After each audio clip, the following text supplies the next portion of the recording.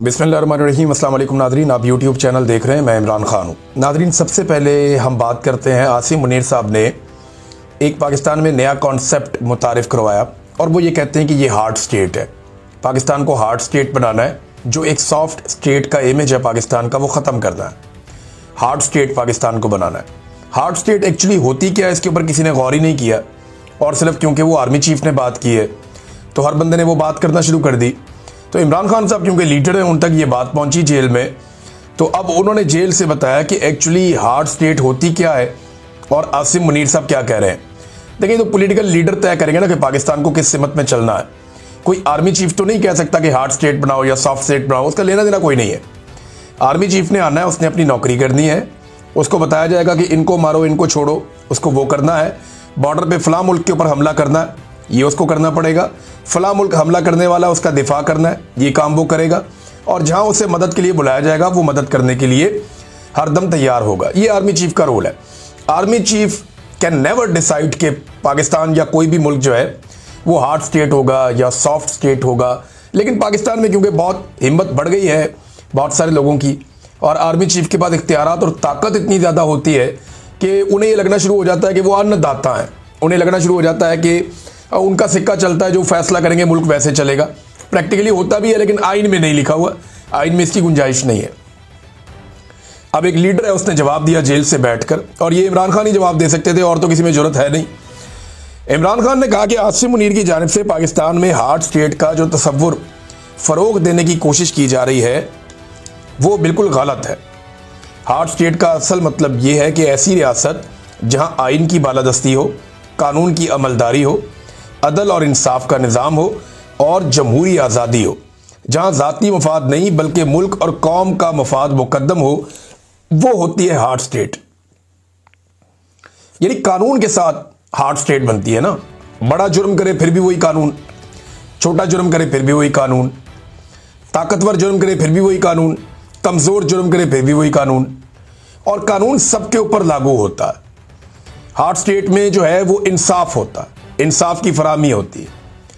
वो फेस नहीं देखते, वो केस देखते हैं। वो ये नहीं देखते कि इसके एस्टेब्लिशमेंट के साथ अच्छे ताल्लुकात हैं, आजकल जूते पॉलिश कर रहा है, उठाओ वजीर आजम बना दो, वो ये नहीं देखते।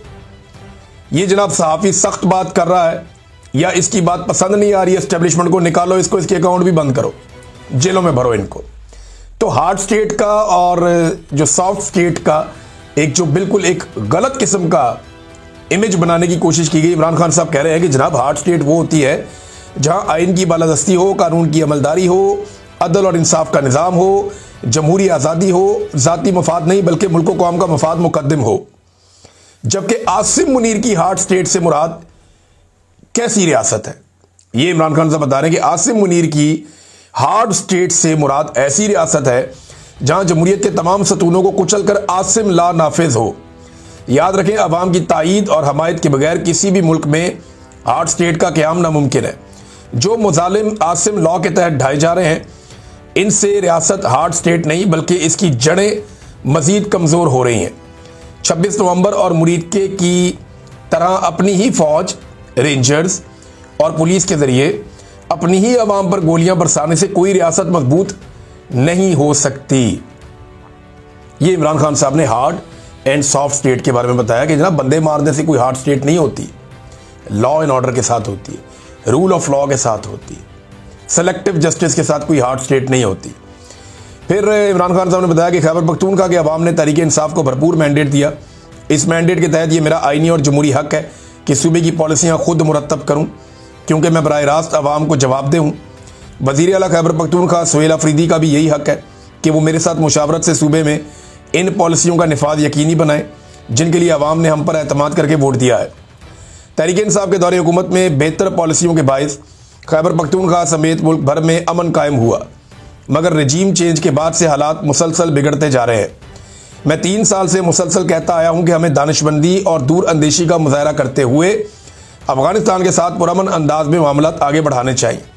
अफगानिस्तान से कशीदा सूरत हाल नहायत तशवीशनाक है। नफरत और तसादुम किसी के मफाद में नहीं। अवाम के हकीकी नुमाइंदों की बनाई हुई पॉलिसियाँ ही दहशतगर्दी का देर पा हल निकाल सकती हैं। मेरे खिलाफ कायम झूठे और बेबुनियाद मुकदमात को जानबूझकर लटकाया जा रहा है। अलकादर ट्रस्ट केस में गुज़िश्ता 10 माह से इंसाफ का कत्ल हो रहा है। मुश्किल से 10 माह बाद केस की समाअत की तारीख मिली है, मगर जमानत का फैसला ताहाल ताखीर का शिकार है। मैं तहरीक इंसाफ के तमाम सियासी कायदीन और अरकान असम्बली और वकला को हदायत देता हूँ कि अब से मेरे तमाम केसेस की अदालती कार्रवाइयों में बाकायदगी से शिरकत करें। देखिए, गंडापुर साहब के दौर में यह हो नहीं पा रहा था। ये मिर्जा अफरीदी के फार्म हाउस पे लाहौर में तो पहुंच गए, लेकिन अडियाला जेल नहीं पहुंच पाए। बहुत प्रेशर था उन पे एस्टेब्लिशमेंट का। लेकिन अब इमरान खान साहब ने वजाहत के साथ कह दिया कि अदालत के अंदर तो सारे जाएं मेरे केसों के मामलात में, MNAs, MPAs, सेनेटर्स, जो अरकान असम्बली हैं वो भी, और जो वकला हैं वो भी, और सियासी कायदीन हैं वो भी, समाअत के मौके पर अदालत में मौजूद रहें और इंसाफ के हसूल तक अपनी मौजूदगी बरकरार रखें। ओपन कोर्ट के केसेस में शिरकत आपका कानूनी और जमहूरी हक है। तहरीक इंसाफ के दौरे हुकूमत में नवाज शरीफ को जेल में रोजाना कसीर तादाद में सियासी रहनुमाओं से मुलाकात की इजाज़त थी। मैंने इसकी एवरेज निकाली थी, उस दौर में 22 बंदा पर डे निकली थी।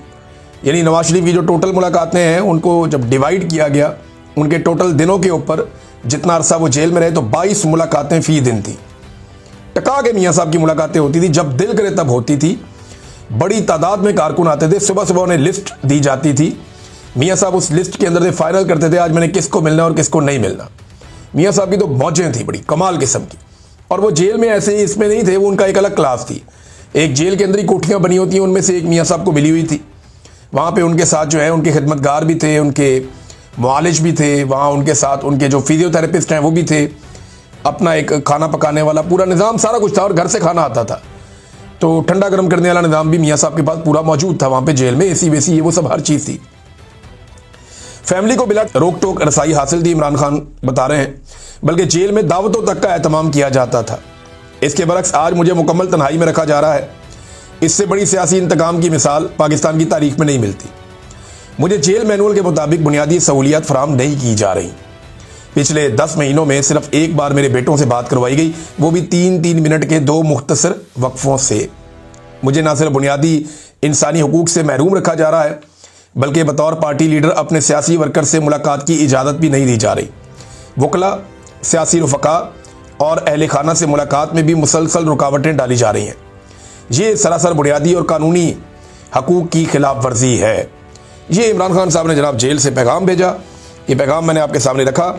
अब नाजरीन, एक और इम्पॉर्टेंट चीज़ है, वो भी मैं आपके साथ शेयर करता हूँ। राना सनाउल्लाह साहब ने स्टेटमेंट दिया और वो ये कहते हैं, जनाब क्या ज़रूरत है इमरान खान को सुहेल अफरीदी से मिलवाने की। मामला ये है कि इस वक्त निज़ाम कोशिश कर रहा है कि वज़ीर आला सुहेल अफरीदी की इमरान खान साहब से मुलाकात ना हो। जब तक एक्सटेंशन नहीं हो जाती तब तक तो बिल्कुल ना हो। मामला वो क्लियर हो जाए तो फिर बेशक मिलवा दें, क्योंकि इमरान खान साहब कोई एहतजाजी तहरीक चलाने का या कोई हैवी किस्म की मूवमेंट का, कोई मोमेंटम बनाने का वो भी कह सकते हैं, ऑर्डर दे सकते हैं। तो मुलाकात ना करवाने में क्या हर्ज है, ये कहा राना सनाउल्लाह ने। कहाँ लिखा है कि वज़ीर आला की लीडर से मुलाकात करवानी चाहिए? जेल रूल्स में एक ही बात लिखी है कि कैद शख्स से उसके करीबी रिश्तेदारों और वकील से मुलाकात करवाई जाए। राना सनाउल्लाह साहब ने यह कहा। अब जेल रूल्स के अंदर लिखा है, ये रूल नंबर 92 है, ये पढ़ना चाहिए राना साहब को। वकला, फैमिली, रफ़का, दोस्त, लीगल एडवाइज़र मिल सकते हैं। हालांकि रूल्स 1978 में बनाए गए।